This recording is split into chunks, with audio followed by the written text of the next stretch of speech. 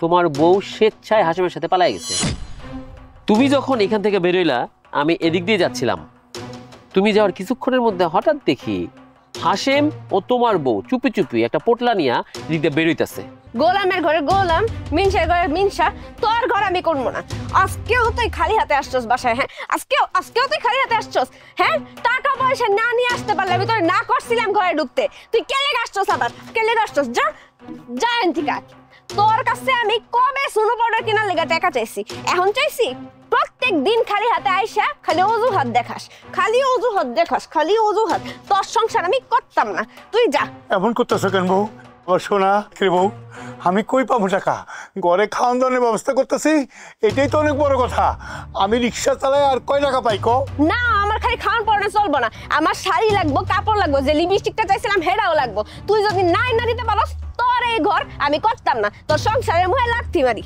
বউ, আরে বউ কথা শুন আমার। আমি তো পায়ে রিক্সা চালাই, যারা অটো চালায় ওই যে এরকম টিপ দেয় এরা আসেন টাকা কামায়। আমি তো পায়ে রিক্সা চালাই, কয় টাকা কামাই কও? মাথার ঘাম পায়ে পড়ে, আমি তো চেষ্টা কম করি কও। সকালে রিক্সা নিয়ে বাইর হই, সন্ধ্যা বাসায় ফিরি, 200-300 টাকা কামাই। আমি তো রিক্সা টানতেই পারি না, আমি পারি এখন কও বউ? তোরে কইছে কেডা, হ্যাঁ? তোরে কইছে কে পায়ে রিক্সা চালাইতে? মানুষের রিক্সা চালায় বড় বড় দালান কোঠা তুলতাছে, আমি পড়ে রইছি এই ভাঙা টিনের ঘরে। 2 বেলা খাইতে পারি না, না দেশ শাড়ি না দেশ গয়না, কি এর লেগে পড়ে থাকবো আমি? তার উপরে তোর ঘরের চালে ফুডা, বর্ষার মধ্যে পরে পানি, শীতের মধ্যে কাঁপি। তোর মতো একটা ফকিন্নি, তোর মতো একটা বুইড়া রিক্সাওয়ালারে আমার মতো সুন্দরী মেয়ে যে বিয়া করছে এখনো যে আছে, এটাই তো তোর 7 কপালের ভাগ্য। আমি অত কিছু জানি না। আজকের মধ্যে তুই যদি আমার 1000 টাকা নাই না দেস, আমি আমার যা কিছু লাগে সবকিছু কিনবো। ওই সবকিছু কিনার টাকা যদি তুই আমার নাই না দিতে পারস, তুই তোর মুখ দেখাইবি না, আমি বাইরে যাবো ঘর থেকে। না রে বউ, তুই যাইস না, আমি এখনই বইতেছি। সারা রাত রিক্সা চালামো, সারা রাত রিক্সা চালায় যা পাই সব তোর কাছে আইনা হাজির করবো, তোর হাতে তুলে দেবো। তুই যাইস না আমার লক্ষ্মী বউ, এখন আমি এখনই যাইতেছি। যা বাইরে।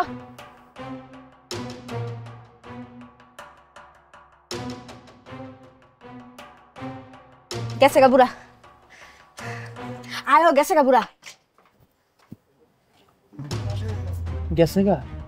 এই শোনো, এই বুইড়ার সংসার আর কতদিন করবা?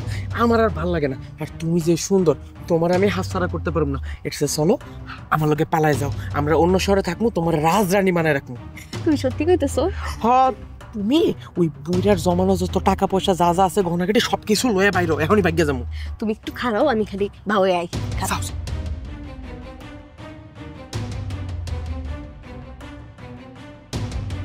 ওই তুমি আসো না কেন?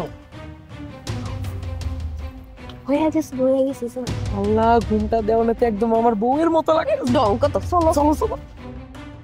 বউ বউ বউ বাইরে আসো, আমি তোমার লাগে টাকা নিয়ে আসছি। ও বউ, বউ, আরে বউ, বউ, বউ কই গেলা? কই গেলা? আরে আরে বউ, বউ, আর তুমি গেলা কই? তোমার লাগে টাকা নিয়ে আসছি তো, শুনো পাউডার যা আছে সব তুমি। হায় হায়, আমার বউর কি জিন বোতলে হয়ে গেল? ও বউ তুই কই?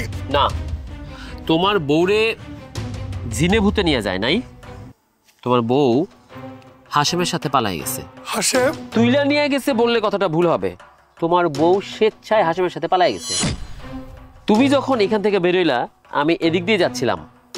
তুমি যাওয়ার কিছুক্ষণের মধ্যে হঠাৎ দেখি হাসিম ও তোমার বউ চুপি চুপি একটা পোটলা নিয়ে এদিক দিয়ে বেরোইতেছে।